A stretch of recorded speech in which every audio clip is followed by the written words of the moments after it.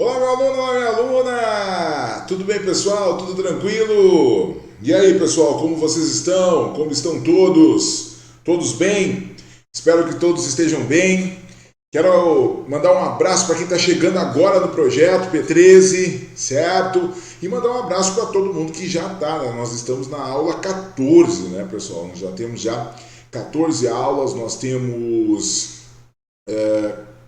três rodadas e estamos iniciando a quarta rodada. E a partir dessa aula, certo? Nossa aula 14, nossa aula 13, né? Eu conto sempre com a aula de apresentação, que é a aula 14, né? Mas a aula efetiva, vamos dizer assim, é a aula 13. E nessa aula 13, nós vamos começar a quarta rodada. E essa quarta rodada vai ter aulas sequenciais, ou seja, serão aulas diretas. Será hoje, amanhã, depois de amanhã, ou seja, nós teremos 8 aulas diretas que serão a nossa maratona, para fazer com que vocês retomem o ritmo de estudos, retomem a olhar as discussões ligadas ao OAB e a gente retome, certo, o ritmo e também o ânimo, né, para estudar. Também quero lembrar vocês que junto com as aulas aqui no nosso YouTube, nós vamos ter também uma programação toda lá no Instagram. Nós vamos ter também as questões envolvendo dicas, que eu estou chamando de P13 Pocket, que são dicas de 59 segundos, 1 minuto, são dicas sobre temas importantes. E também vai ter surpresa, nós vamos ter algumas lives, algumas discussões que a gente vai ter. Vocês fiquem atentos às minhas redes sociais, porque vai ter muita coisa nesses 8 dias. É a continuidade do nosso projeto P13. Quem já estudou nas outras 12 aulas, ou seja, nas outras 3 rodadas, segue o estudo. Quem está começando agora, bora estudar. Hoje tem uma aula muito legal, nós vamos falar sobre o processo legislativo e tem ainda 12 aulas para você estudar para trás, né, cara? Tem 12 aulas para você estudar para trás. Então tem um monte de coisa para a gente fazer, um monte de coisa para discutir. Bora lá para a gente começar estas discussões. Beleza? Nossa discussão hoje de direito constitucional. E nessa discussão de direito constitucional, bora lá para a gente analisar questões envolvendo o processo legislativo. Quero lembrar também quem está chegando agora que o material, ou seja, as questões que a gente vai estudar hoje, assim como a correção detalhada, certo? Demonstrando quais são as fundamentações do que a gente está corrigindo, estão na descrição do nosso vídeo. Material com um PDF sobre o que a gente está estudando hoje está na descrição do nosso vídeo. Vai lá, entra no Drive, lá naquele link que eu estou propondo para vocês e vocês conseguem ter acesso ao PDF com o material. Beleza? Bora lá então para a nossa primeira questão da aula de hoje. Vamos falar sobre direito constitucional, sobre questões envolvendo o processo legislativo. Vejam aqui, eu sempre retomo com vocês no início da aula quais são os temas mais cobrados na prova da OAB relativos à disciplina que a gente está estudando. Hoje, como é direito constitucional, estes são os temas mais cobrados. E ali está no quarto ponto ali, processo legislativo, que é o tema que a gente vai abordar hoje. Bora lá então, processo legislativo, primeira questão. Diante das intensas chuvas que atingiram o estado Alfa, que se encontra em situação de calamidade pública, o presidente da República, ante a relevância e urgência latentes, edita medida provisória número XX/2019, determinando a abertura de crédito extraordinário para atender às despesas imprevisíveis a serem realizadas pela União em decorrência do referido desastre natural. A partir da situação hipotética narrada, com base no texto constitucional vigente, assinale a afirmativa correta. Bora lá, pessoal. Então, essa discussão no processo legislativo, ela vai trazer a discussão envolvendo a medida provisória. Então, medida provisória, você lembra, medida provisória nas seguintes situações: de relevância e urgência, o presidente da República pode editar medida provisória com força de lei. Lembrou disso? Anota lá no seu esqueminha, medida provisória. Diante das circunstâncias de relevância e urgência, o presidente da República pode editar medida provisória com força de lei. Anotou no seu esquema? Se não anotou ainda, vai lá anotar, certo? Outra coisa importante. Gente, medida provisória tem força de lei, porque o objetivo da medida provisória é ser convertido em lei. Ou seja, o objetivo da medida provisória é a conversão em lei ordinária. Esse é o objetivo da medida provisória, conversão em lei ordinária. Não esquece isso. Desculpa, pessoal. Outra construção importante, outra construção necessária. Olha só, medida provisória tem algumas limitações. Por exemplo, analisar, verificar a relevância e a urgência é um ato discricionário do presidente da República. E nem o Legislativo, nem o Judiciário entram nessa discussão antes de serem chamados, né? Obviamente. O próprio Legislativo vai fazer essa análise de relevância e urgência quando fizer a análise da medida provisória para ver se converte ela em lei ordinária ou não.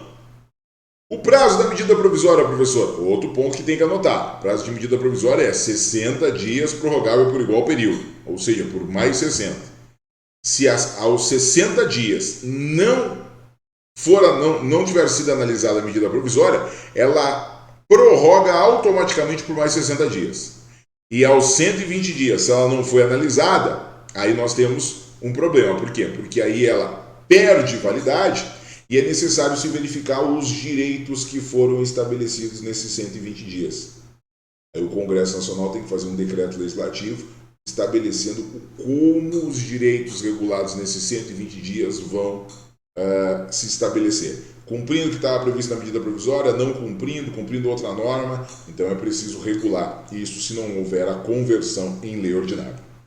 Bom, estabelecido todas essas circunstâncias, estabelecidas todas essas construções, nós vamos falar um pouquinho lá da construção do artigo 62 da Constituição Federal, que estabelece, vem cá, temas que são vedados para a medida provisória e o legislador, ou melhor, o examinador adora cobrar isso. Nós vamos ver que tem duas questões aí, questões novas da FGV cobrando temas que são vedados, temáticas que são vedadas para a medida provisória. Ou seja, é algo que o examinador gosta de trabalhar. Beleza? Bora lá então, vamos ver as discussões. Letra, a partir da situação hipotética narrada, com base no texto constitucional vigente, assinar a afirmativa correta. Letra A. A Constituição de 1988 veda em absoluto a edição de ato normativo dessa natureza sobre matéria orçamentária, de modo que a abertura de crédito extraordinário deve ser feita por meio de lei ordinária de iniciativa do chefe do Executivo. Gente, em regra há uma vedação, mas existe uma exceção para esses casos de calamidade pública. Isso está previsto lá no artigo 62 e também nós vamos dizer que vai ter uma previsão no 167, quando fala de leis orçamentárias, plurianuais, nós vamos ter essa possibilidade. Então, nesse caso, esse em absoluto aqui, ó, em absoluto, é que está trazendo um problema para essa assertiva. A Constituição veda, deixa eu pegar aqui a minha caneta, veda em absoluto, tá? Isso está errado. Porque existem algumas exceções. Letra B. A Constituição de 88 veda a edição de ato normativo dessa natureza em matéria de orçamento e créditos adicionais e suplementares, mas ressalva a possibilidade de abertura de crédito extraordinário para atender às despesas imprevisíveis e urgentes, como as decorrentes de calamidade pública. Gente, isso está certo. Isso é o artigo 62 mais o artigo 167 da Constituição Federal. Ou seja, a Constituição realmente veda a edição de medida provisória para orçamento, créditos adicionais e suplementares. Contudo, há uma exceção para a abertura de crédito extraordinário para atender despesas imprevisíveis e urgentes que são decorrentes da ideia de calamidade pública. Aliás, esse decreto de calamidade pública ele tem um significado importante que é para o direito financeiro, para que os gestores públicos possam ultrapassar os limites da lei de responsabilidade fiscal. Então merece bastante atenção essa letra B. Ela está todinha certinha. Vamos verificar as outras alternativas, se elas estão certas, se elas estão erradas, como é que a gente vai resolver essa questão. Bom, a letra A está errada, já mostrei o porquê. A letra B está certa. Vamos ver as outras discussões. Vamos lá. Letra C. O ato normativo editado afronta o princípio constitucional da anterioridade orçamentária, qual impede quaisquer modificações das leis orçamentárias após a sua aprovação pelo Congresso e a consequente promulgação presidencial. Bom, pessoal, esse impede quaisquer modificações não é adequado, né? Porque a gente tem créditos extraordinários, a gente tem créditos adicionais, créditos suplementares, ou seja, realmente há uma dificuldade em alterar a peça orçamentária, porque ela precisa ser cumprida e ela está toda analisada dentro das leis de responsabilidade fiscal. Mas há a possibilidade sim de alteração, isso lá no 167 tem essa previsão. Vejo que está perguntando questões de processo legislativo e questões de lei orçamentária, ou seja, questões de direito financeiro. Então é realmente possível. Então esse é o que está previsto aqui na letra C, está errado, pelo que eu já marquei ali para vocês. Letra D, o ato normativo editado é harmônico com a ordem constitucional, que autoriza a edição de medidas provisórias que versem sobre planos plurianuais, diretrizes orçamentárias, orçamento e créditos adicionais, suplementares e extraordinários, desde que haja motivação razoável.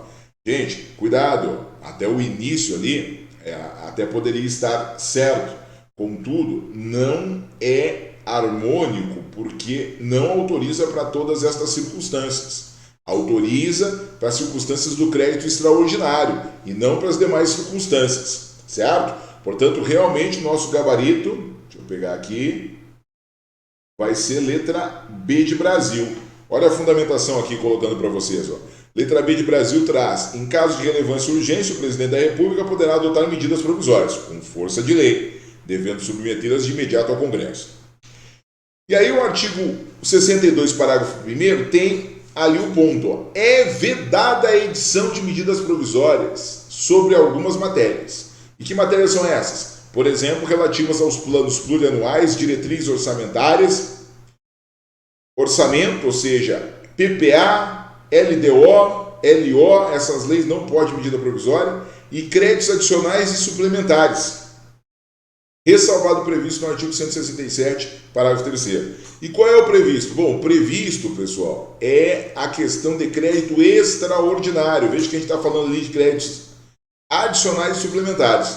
E aí o 167 traz a possibilidade de crédito extraordinário, que é o tema mencionado. Então, para crédito, a abertura de crédito extraordinário somente é admitido para atender despesas imprevisíveis e urgentes, como as decorrentes de uma guerra, comoção interna ou alguma calamidade pública, nos termos do artigo 62.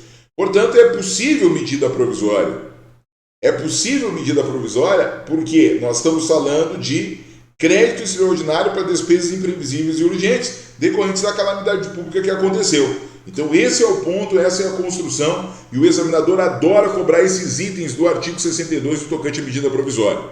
Já falamos um resumo da medida provisória, porque essa é a ideia sempre quando a gente faz aqui no P13, é a gente pegar a questão como um motivo para a gente analisar todas as alternativas, ver todas as dicas necessárias e fazer um resumo ideal para que, quando vier a medida provisória na prova, a gente com certeza venha gabaritar essa questão. Outra questão, lembrar que é vedado medida provisória para questões de nacionalidade, cidadania, direitos políticos, partidos políticos, direito eleitoral, direito penal, direito processual penal. Direito processual civil cuida, uma das grandes sacanagens. É possível medida provisória para direito civil. É possível medida provisória para direito civil. Para direito processual civil, não. Tá? Então, cuidado com isso. Também não é possível medida provisória que vise detenção, sequestro de bens, de poupança ou de qualquer outro ativo financeiro. Também não pode medida provisória para as matérias reservadas a leis complementares, que a Constituição especifica. Tá? E também não pode medida provisória para a matéria que já foi objeto de projeto de lei, que foi aprovado pelo Congresso e está pendente de sanção ou veto do presidente da República. Primeiro o presidente faz a sanção, faz o veto e depois então ele edita uma medida provisória. Certo? Então cuidado com esses tópicos, cuidado com esses temas. Bora lá para a nossa questão 2. Na questão 2 nós temos o seguinte. Em 2005, visando conferir maior estabilidade e segurança jurídica à fiscalização das entidades dedicadas à pesquisa e manipulação de material genético, o Congresso Nacional decidiu discipliná-las por meio de Lei Complementar X. Embora a Constituição Federal não reserve a matéria a essa espécie normativa, posteriormente, durante o ano de 2017, com os avanços tecnológicos e científicos, na área entrou em vigor a Lei Ordinária Y, prevendo novos mecanismos fiscalizatórios a par dos anteriores estabelecidos, bem como derrogando alguns artigos da Lei Complementar X. Beleza? Diante da situação narrada, assinale a afirmativa correta. Esse é o ponto que a gente tem para construir e estruturar aqui.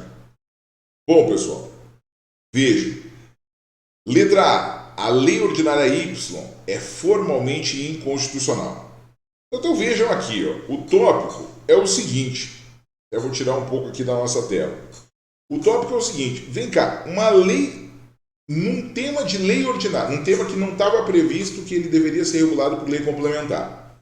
Ou se não está previsto que precisa ser regulado por lei complementar, ele nem é objeto de legislação de emenda à Constituição, né, de PEC, né, de proposta à emenda, então é um tema de lei ordinária.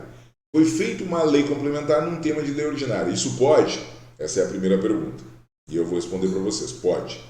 A segunda construção é, para alterar essa lei complementar que foi feita num tema de lei ordinária, eu preciso fazer uma lei complementar novamente ou eu posso alterá-la por lei ordinária? Eu posso alterá-la por lei ordinária. Certo? O que não pode é o contrário. O que é o contrário? É eu realizar uma lei ordinária num tema de lei complementar. Está previsto na Constituição que aquele tema, por exemplo, para delegar competência privativa legislativa para os estados, a União precisa de lei complementar. Aí está previsto lá que tem que ser tema de lei complementar. E aí eu faço uma lei ordinária para delegar competência legislativa privativa da União para os estados, eu faço por lei ordinária. Pode? Não pode. Não pode. Vício formal. Só pode delegar por meio de lei complementar. Agora, não está previsto lei complementar por um tema X. Então é um tema de lei ordinária. Mas mesmo sabendo que o tema de lei ordinária, eu resolvi fazer uma lei complementar e ela foi aprovada. Tem problema? Não tem. Então esse é o elemento, essa é a construção. Existem alguns julgados que vão trazer isso. ADC número 1, ação declaratória de constitucionalidade número 1, recurso extraordinário 419-629, certo? São recursos que são ações e recursos que trazem essa discussão, que trazem esses elementos. Vamos dar uma olhadinha nas alternativas para a gente verificar isso. A lei ordinária Y é formalmente inconstitucional, não podendo dispor sobre matéria já tratada por lei complementar, em razão da superioridade hierárquica desta em relação àquela. Ó, gente, primeiro, o tema que a lei ordinária Y está tratando é um tema que ela pode tratar, mesmo ele tendo sido tratado anteriormente por lei ordinária. Então ela não é inconstitucional, não é formalmente inconstitucional, não tem problema quanto à sua forma. Outra coisa, não existe superioridade hierárquica entre lei ordinária e lei complementar. Elas estão no mesmo patamar hierárquico. Não existe superioridade hierárquica entre lei complementar e lei ordinária. Tá? Nem lei delegada, não tem superioridade. O que tem superioridade é norma constitucional, norma infraconstitucional. E aí a gente pode trazer ainda as discussões dos tratados. A gente pode trazer discussão envolvendo os tratados.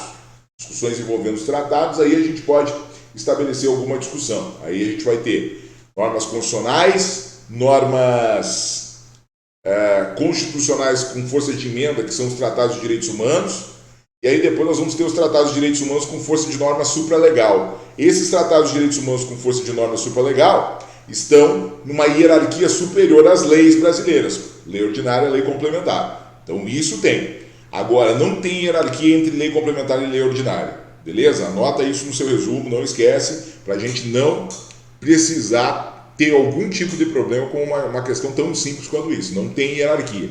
A única diferença é o quórum de aprovação da lei. E a lei complementar o quê? A lei complementar está prevista na Constituição. É a Constituição que diz quais matérias ela vai tratar por lei complementar e quais matérias ela não trata por lei complementar. Então esse é o ponto, essa é a construção. Beleza. Embora admissível, letra B, embora admissível a edição de lei ordinária, Y, tratando de novos mecanismos a par dos já existentes, a revogação do dispositivo de lei complementar exigirá idêntica espécie normativa. Bom, isso seria certo, tá? Se nós estivéssemos falando de um tema que exigisse para ser legislado lei complementar, o que não é o caso. Então, não é necessário igual, espécie normativa nesta circunstância aqui, porque não é um tema reservado pela Constituição para ser por lei complementar. Foi aprovado por lei complementar por uma escolha do Congresso, mas não é um tema que exige a lei complementar para ser alterado. C. A lei complementar está inquinada a vício formal, já que a edição dessa espécie normativa encontra-se vinculada às hipóteses taxativamente elencadas na Constituição Federal. Gente, não há um rol taxativo de lei complementar. O que há é o seguinte: existem alguns temas dentro da Constituição que só podem ser legislados por meio de lei complementar. Por quê? Porque a Constituição diz expressamente isso. Então esse é o ponto. Não está errado ali porque Não tem um vício formal, porque não tem um rol taxativo de discussões de lei complementar. Eu posso tratar outros temas que não são objetos diretos de lei complementar por lei complementar. O que eu não posso fazer é o contrário, tratar temas de lei complementar por lei ordinária. Isso eu não posso. Agora, temas de lei ordinária com lei complementar eu posso. Certo? Então esse é o ponto.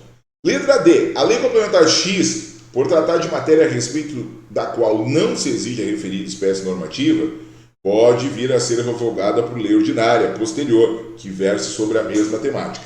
Exatamente o que aconteceu, então por isso é válido. É válido o previsto aqui na letra D, é válido que uma lei ordinária possa vir a alterar uma lei complementar, porque essa lei complementar não está prevista na Constituição Federal.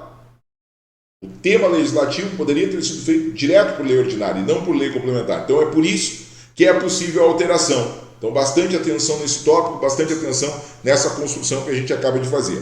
Coloquei aqui para vocês como resposta, é possível regular temas que seriam regulados por lei ordinária com lei complementar. Contudo, não é possível regular temas previstos para serem tratados por lei complementar na Constituição Federal por lei ordinária. Isso não é possível, certo? A gente tem vários precedentes do Supremo nesse sentido e coloquei ali esses precedentes, entre eles a ADC número 1, o recurso extraordinário 419.629, que trazem essa previsão. Letra D de Dinamarca, o nosso gabarito. Letra D de Dinamarca, o nosso gabarito. Bora lá para a nossa próxima questão. Nossa próxima questão é uma questão que traz novamente a temática da medida provisória, para mostrar para vocês como essa temática que a gente já estudou lá na questão 1 é uma temática repetida nas nossas provas e precisa de atenção. Beleza? Então vamos lá. Ante o iminente vencimento do prazo para adimplemento de compromissos internacionais assumidos pelo Brasil perante o Fundo Monetário Internacional, o famoso FMI, bem como diante de grave crise econômica enfrentada pelo Estado, o presidente da República, no regular exercício do mandato, edita a medida provisória X. A medida dispõe sobre possibilidade de detenção e sequestro pelo governo federal de bens imóveis com área superior a 250 metros quadrados, situados em zonas urbanas, desde que não se trate de bem de família e que o imóvel esteja desocupado há mais de 2 anos. Sobre a medida provisória, com base na Constituição Federal da República, assinar a afirmativa correta. Bom, pessoal, uma medida provisória determinando detenção e sequestro de bens pelo governo federal. É possível ou não é possível isso? Isso com certeza está lá dentro das determinações que vedam ou não vedam a edição de medida provisória. E aqui, sem dúvida nenhuma, nós temos uma vedação. Olha aqui, artigo 62, parágrafo 1º, diz assim: é vedada a edição de medidas provisórias sobre matéria que vise a detenção ou sequestro de bens de poupança popular ou qualquer outro ativo financeiro.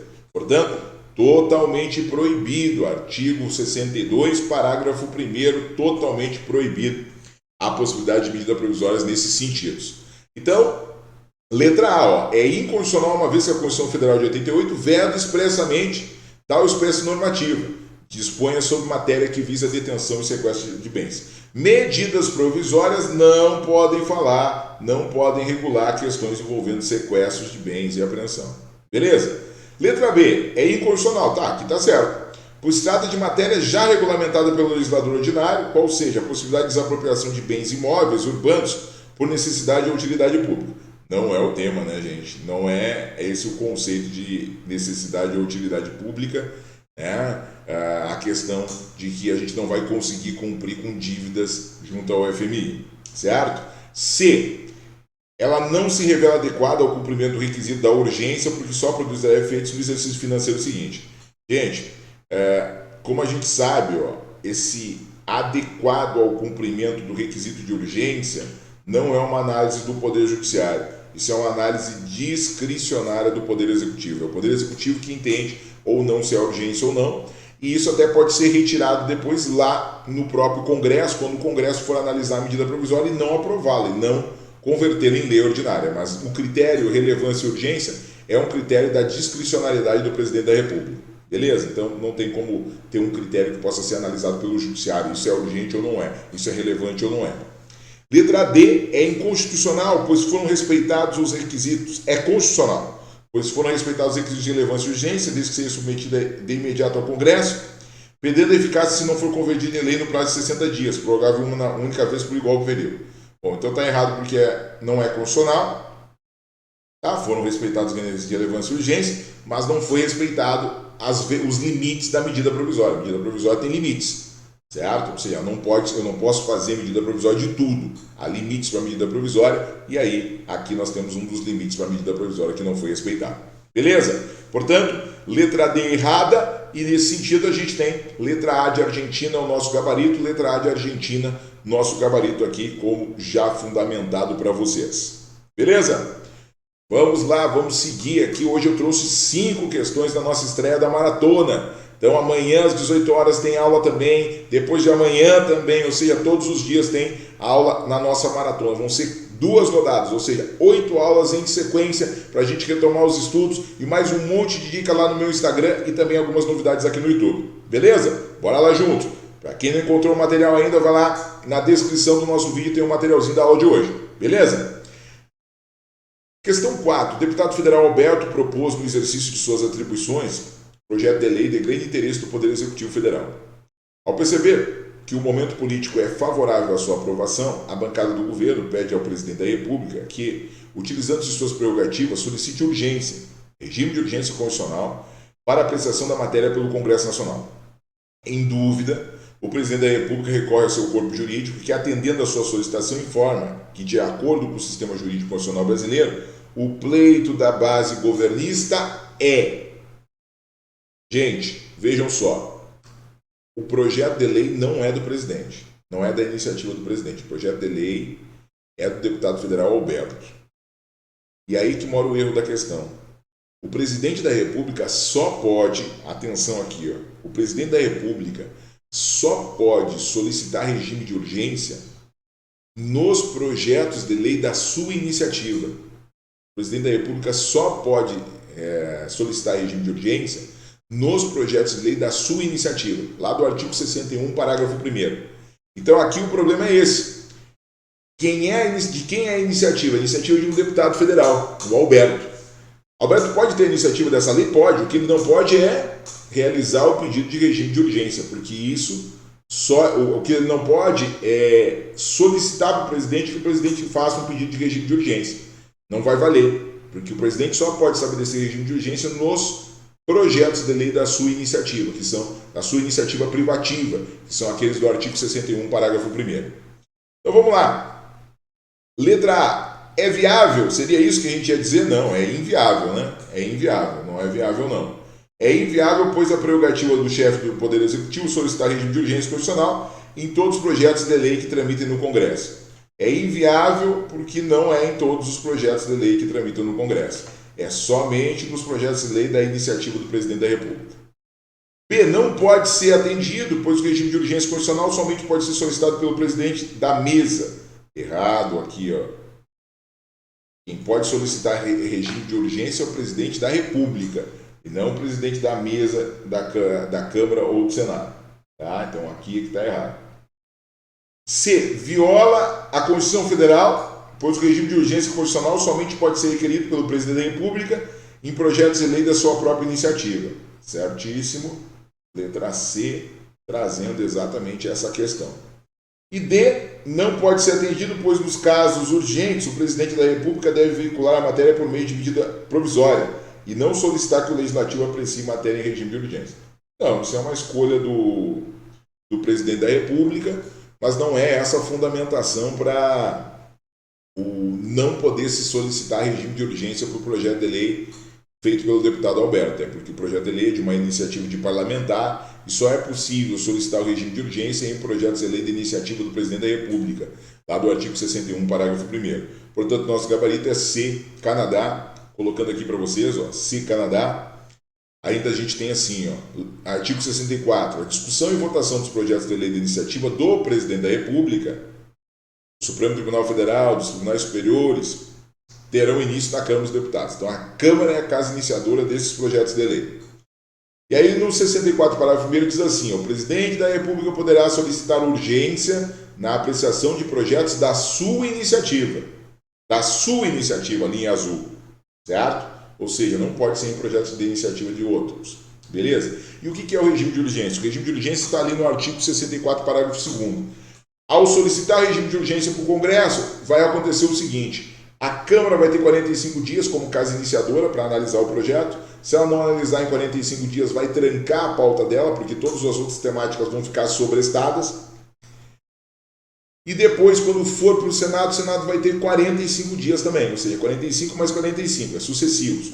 Para um prazo de 45 dias para a Câmara, outro prazo de 45 dias para o Senado, para analisarem o projeto de lei, certo? Então, esse é a proposta do regime de urgência. Ele vai ter que tramitar em 45 dias em cada uma das casas. Beleza? Não tramitando, o que acontece? Ele tranca a pauta. Não tramitando, ele vai trancar a pauta. Tá? Ótimo. Determinada essa construção, determinados esses elementos, também coloquei aqui para vocês como curiosidade e para estudo quais são os projetos de lei de iniciativa do Presidente da República. Artigo 61, parágrafo 1º. Os projetos de lei de iniciativa do Presidente da República são artigo 61, parágrafo 1º. Todos esses que estão aqui no nosso material, a partir ali do tópico que está marcado em vermelho, são projetos de lei da iniciativa do Presidente da República e devem ser assim trabalhados e estruturados. Ou seja, só pode iniciar esses projetos de lei o Presidente da República porque eles são de iniciativa privativa dele. Só o Presidente da República pode realizar projetos de lei sobre esses temas previstos nos artigos 61, parágrafo 1º. Beleza? E esses temas serão temas ou de lei ordinária ou de lei complementar. Aí depende do que a Constituição está prevendo e está trazendo. Tá? Ótimo, então vamos falar um pouquinho da nossa última questão. Certo? As nossas aulas em média têm 30 a 40 minutos, é isso. Eu provoco o tema, eu trago o tema, eu explico a construção e depois eu quero que vocês façam a revisão. Vocês têm que perder no mínimo mais uns 30 minutos, uns 40 minutos fazendo o quê? As anotações daquilo que eu disse, além do que a gente já tem anotado no material, e além disso, revisar mentalmente esses tópicos que eu estou dizendo. Por que eu bato nesses tópicos? Porque esses tópicos são os tópicos favoritos para cair na tua prova. E o objetivo nosso aqui é único e exclusivamente fazer o que? Você gabaritar as questões de constitucional. Certo? Então esse é o objetivo, bora lá. 5. Sob a alegação de que o projeto de lei 1234, aprovado pelo Congresso Nacional, viola a Constituição Federal, o Presidente da República o veta. Insatisfeitas, as lideranças políticas da oposição afirmam que a justificativa presidencial não se sustenta em argumentação jurídica plausível. As lideranças partidárias, por considerarem que o projeto de lei, nos termos aprovados pelo Poder Legislativo, é fundamental para o processo de recuperação econômica do país, reúnem-se e sugerem várias ações para que as propostas constantes do projeto possam se converter em lei. Assinale a ação que, com embasamento constitucional, as lideranças partidárias devem adotar. Então, o objetivo é o seguinte: o projeto de lei foi aprovado no Congresso, viola a Constituição e o presidente entende por vetar. As lideranças políticas estão insatisfeitas, e afirmam que a justificativa do presidente não se sustenta, ou seja, não seria inconstitucional aquilo que o presidente está dizendo que é inconstitucional.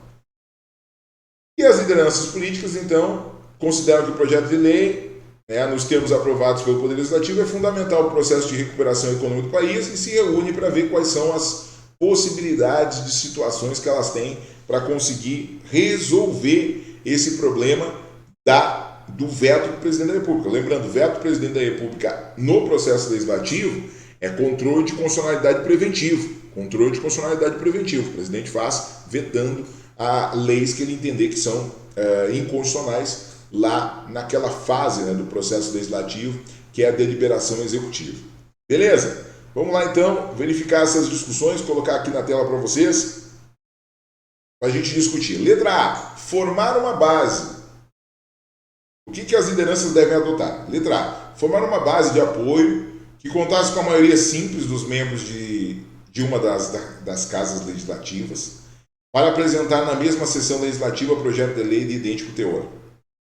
Não, gente, por quê? Porque a gente vai ter o problema aqui do artigo 67 e do famoso princípio da irrepetibilidade constitucional.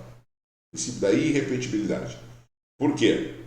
No princípio da irrepetibilidade vai ter o seguinte aqui, uma matéria, um tema, um projeto de lei que foi arquivado, que foi vetado, que não foi promulgado e publicado, ou seja, que não virou lei, mas foi debatido numa sessão legislativa, só pode voltar a ser debatido na próxima sessão legislativa. É isso que é o princípio da irrepetibilidade. Contudo, o artigo 67 da Constituição Federal permite algumas exceções ao princípio da irrepetibilidade. Uma exceção ao princípio da irrepetibilidade, melhor dizendo, que é o seguinte, que é quando o projeto é recolocado na mesma sessão legislativa, falando sobre aquele mesmo tema que já foi arquivado, mas é feito por uma proposta de maioria absoluta, ou da Câmara ou do Senado. Se a maioria absoluta da Câmara, ou se a maioria absoluta do Senado quiser retomar aquele tema, pode retomar aquele tema na mesma sessão legislativa, porque aí é uma exceção ao princípio da irrepetibilidade. Mas se não for a maioria absoluta ou da Câmara ou do Senado, não consegue retomar o tema na mesma sessão legislativa. Por quê? Porque a gente tem exatamente a aplicação do princípio da irrepetibilidade aqui. Certo? Letra B. Recorrer ao Poder Judiciário contra ato do Presidente da República que, valendo de instrumento arbitrário e antidemocrático veto, impediu o Legislativo de exercer sua função típica. Não, aqui é totalmente absurdo, né? Dentro do processo legislativo está o dever do presidente sancionar ou vetar a lei. Então, o ato de vetar uma norma não é arbitrário nem antidemocrático. É um ato democrático que está dentro do processo legislativo. É a fase da deliberação executiva, que a gente vai chamar. Então, não tem nenhuma possibilidade de ter essa hipótese aqui prevista na letra B de Brasil. C. Formar maioria absoluta no Congresso Nacional. Senadores e deputados federais que, em sessão conjunta, votassem pela derrubada do veto imposto pelo Presidente da República. Bom, é isso. Essa é a solução para derrubar veto. O presidente pode sancionar uma lei em 15 dias ou vetar uma lei em 15 dias. Ou seja, a lei, o projeto de lei, né, melhor dizendo, o projeto de lei sai do Congresso, da última casa que analisou, certo? A gente tem que lembrar que a gente tem a casa iniciadora e a casa revisora. A última casa que faz a análise do projeto de lei envia o projeto para o presidente, e o presidente, a partir do recebimento do projeto de lei, tem 15 dias para fazer a sanção ou o veto. O veto precisa ser expresso. Para eu vetar um projeto de lei, eu preciso falar de forma expressa o veto. Eu preciso vetar de forma expressa. E a sanção pode ser tácita. A sanção pode ser tácita. Ou seja, passou 15 dias e eu não falei nada, eu não me manifestei. Sancionado o projeto.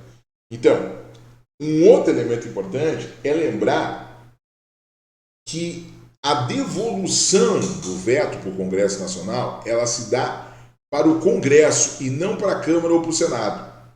Então, para deliberar sobre um veto do Presidente da República, é uma sessão conjunta da Câmara e do Senado, ou seja, do Congresso Nacional, e que precisa a maioria absoluta dos membros da Câmara e precisa a maioria absoluta dos membros do Senado. É feito votações separadas, apesar da sessão ser conjunta. Então, essa é a construção, esse é o elemento. Então, a letra C está certa, que é formar uma maioria absoluta no Congresso, entre senadores e deputados federais, que em sessão conjunta votassem pela derrubada do veto imposto pelo Presidente da República. E só se derruba veto do Presidente da República por maioria absoluta. D. Entender-se politicamente com o Presidente da República, de maneira que este último viesse a desistir do veto por intermédio da figura jurídica da retratação do veto. Não tem essa figura jurídica, tá? Então não há como ter essa possibilidade de entender. Porque na verdade quando o presidente veta, ele devolve. Ele não pode vetar e depois, não, me arrependi. Não tem essa hipótese. Então, a hipótese é a letra C de Canadá, trazendo essa discussão do veto, toda essa construção do veto, né, a ser estabelecida. Ainda disso, vou colocar aqui para você, letra C, Canadá, eu trago aqui a explicação da sanção expressa, o que é a sanção tácita. O veto vai ser apreciado em sessão conjunta, dentro do prazo de 30 dias a contar do recebimento do projeto de lei vetado, né, da parte vetada, e se não for analisado em 30 dias, tranca a pauta. Né? Tranca a pauta, é um outro elemento. Né? Tem um prazo de 30 dias para se analisar pelo Congresso Nacional, e se não for analisado em 30 dias, vai trancar a pauta do Congresso. Beleza?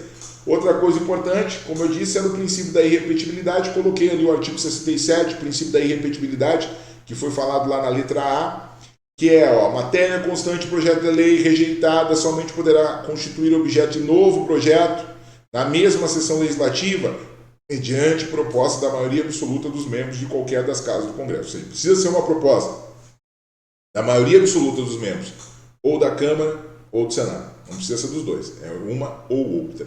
Beleza, pessoal? Ok? Muito bem, então. Ótimo, galera. Tô indo nessa. Queria desejar para vocês um grande abraço. Lembrar vocês, então, de quem está chegando agora na nossa turma, quem está chegando agora na nossa comunidade, curtiu o vídeo lá. Não esqueçam, pessoal, vamos assinar o canal, cada vez mais gente no canal, certo? Clica no sininho de notificações para toda hora que vídeo novo chegar para vocês pegarem o vídeo e compartilharem o vídeo, né? Por quê? Porque se está gostando, compartilha aí nos seus grupos de estudo, compartilha nos grupos da faculdade, compartilha nos grupos no Facebook, no Telegram, mostrando aí esse conteúdo para a gente aumentar a nossa comunidade e aumentar cada vez mais os nossos conteúdos. Grande abraço para vocês. Lembrem, a maratona vai ter 8 aulas seguidas. Essa foi a nossa primeira aula da maratona. O projeto já está há 12 aulas funcionando aí, nessa nossa aula 13. E bora estudar, pessoal. Vamos retomar os estudos, porque logo vem a prova e a gente precisa estar com o estudo muito, mas muito afinado. E com certeza juntos nós vamos buscar o gabarito dessas 13 questões. 7 de direito constitucional, 2 de internacional, 2 de direitos humanos e 2 de ambiental. Grande abraço para vocês, até o próximo encontro. Valeu, pessoal. Tchau, tchau.